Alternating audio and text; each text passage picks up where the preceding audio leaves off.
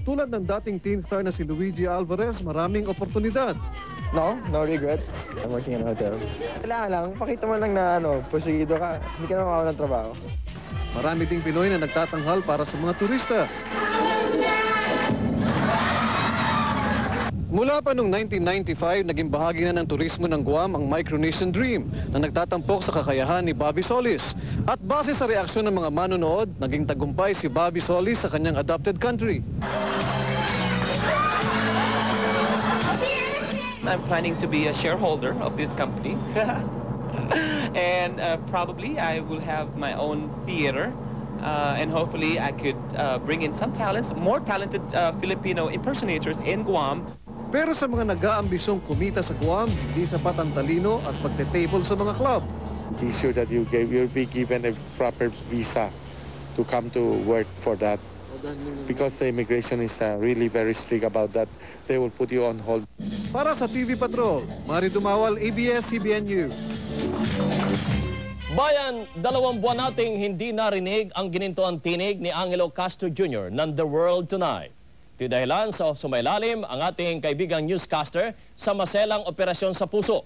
Pero may puso pa ho siya. At kagabi, naging mainit ang pagsalubong sa kanyang pagbabalik sa ABS-CBN News. Narito ang report ni Mark Logan.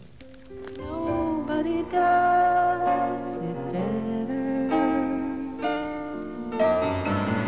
Makes me feel sad for the rest. Nobody does it half as good as you. Talagang nobody does it better than this pogging newscaster. Kung TV Patrol may Noli de Castro, The World Tonight may Angelo Castro. Good evening. I'm Angelo Castro Jr. with Tina Monzon Palma. This is The World Tonight. Kasama si Angelo, umulan man o bumagyo, nakabarong man o nakamaong, o nakapormang Bill Clinton, Angelo Castro Jr., primera klaseng news anchor.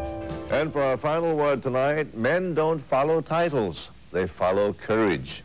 Words of wisdom na pampatulog ninyo, 2 months hindi narinig kay Angelo. Ang dahilan nito, triple heart bypass sa bumigay na puso, sumailalim itong idol ninyo.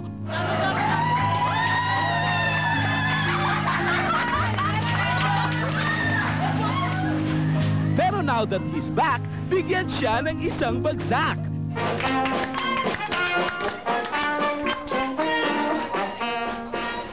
O, say mo sa banda, buti na lang available ang side A. O, diba? ACJ, kapamilya sa pagbabalita, andito sila.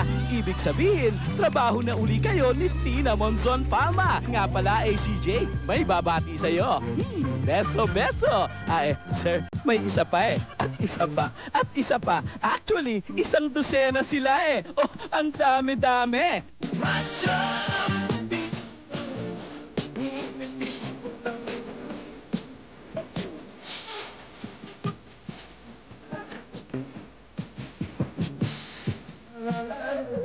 One last thing, bossing. Parinig naman ang boses na sobra naming miss na miss. Well, I did nothing short of what ABS-CBN News expected of me, Tina. I did something heart-stopping. Anyway, for those of you who barrage heavens with your prayers, thank you very much. And Tina, thanks for being a friend. At dahil second life mo na yan, masasayang nakaraan, ating balikan.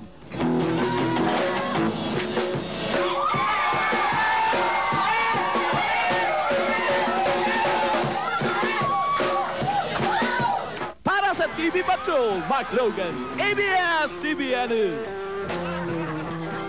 Bakya rin pala si Angelo. Hanggang bukas, maraming salamat.